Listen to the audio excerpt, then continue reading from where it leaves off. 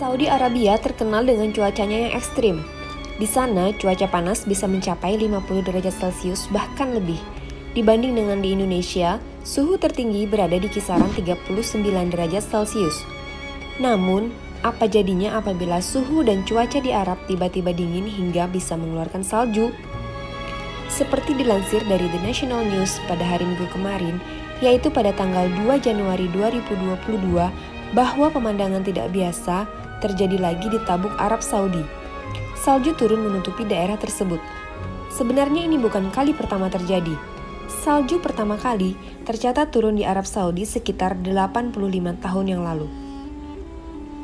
Setelah puluhan tahun, fenomena alam itu kembali terjadi pada 14 Januari 2016 lalu dan berlangsung terus dan kembali turun di awal tahun 2022.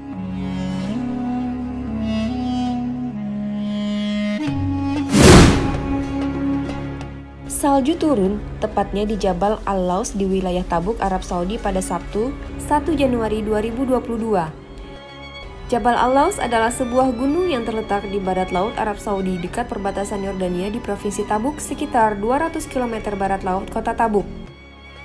Lalu pada Minggu 2 Januari 2022, ada lebih banyak salju turun di Jabal Al-Laus serta daerah pegunungan Ad-Dohar dan Al-Qon dengan suhu diperkirakan turun di bawah 0 derajat Celcius.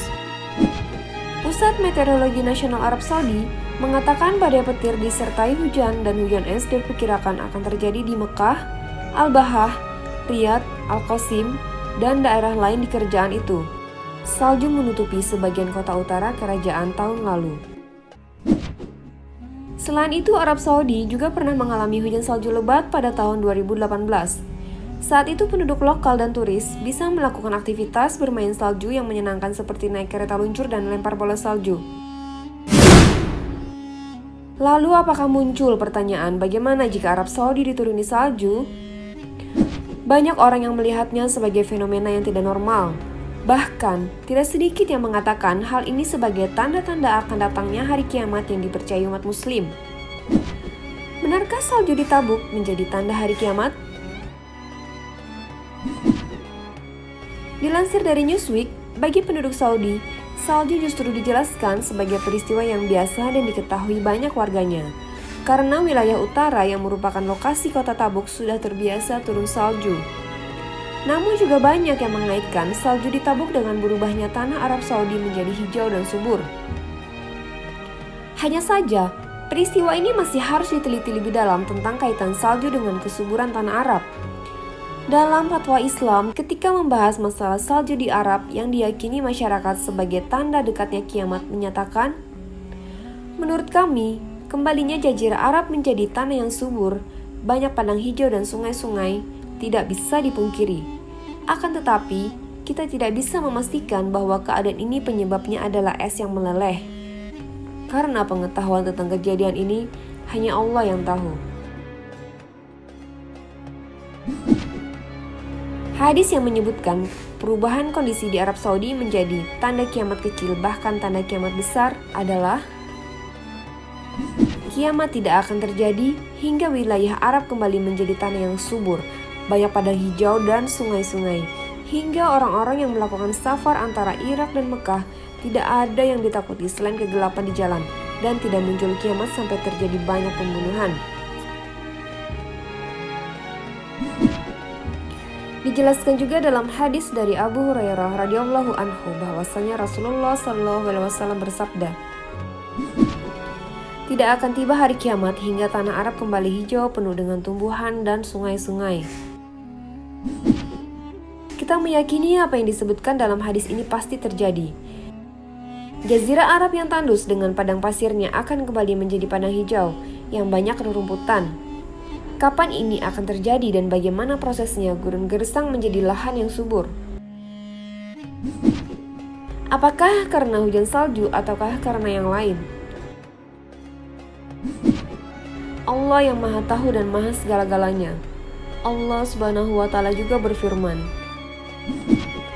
orang-orang kafir bertanya kepadamu, wahai Muhammad, tentang hari kebangkitan. Kapankah terjadinya? Siapakah kamu sehingga dapat menyebutkan? Kepada Tuhanmu lah dikembalikan ketentuan waktunya.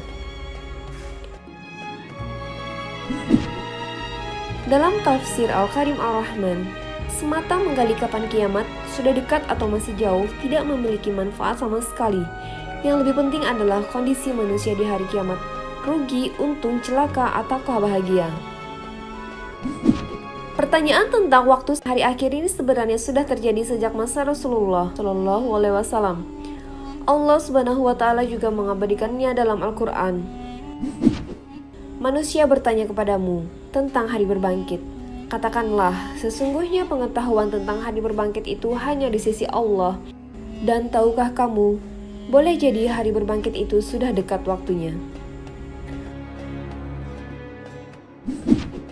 Pengetahuan tentang hari akhir ini sebenarnya hanya dimiliki oleh Allah Subhanahu wa Ta'ala. Tugas kita sebagai manusia adalah menjalankan perintah Allah Subhanahu wa Ta'ala dan mengumpulkan bekal sebaik-baiknya untuk kehidupan yang kekal di akhirat. Sehingga pembahasan tentang waktu kiamat ini menjadi hal yang tidak perlu bagi muslim. Sebagai seorang muslim yang beriman kepada hari kiamat, kapan waktu tepat datangnya hari kiamat bukanlah hal yang perlu dipertanyakan.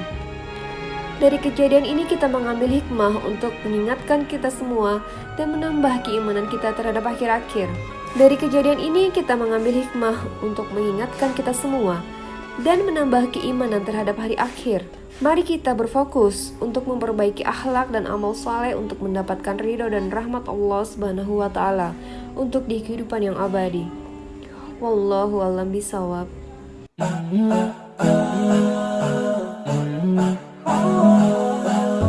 Islam is my deen. Islam is my way.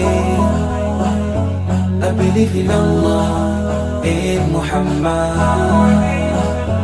I believe in Allah, in Muhammad.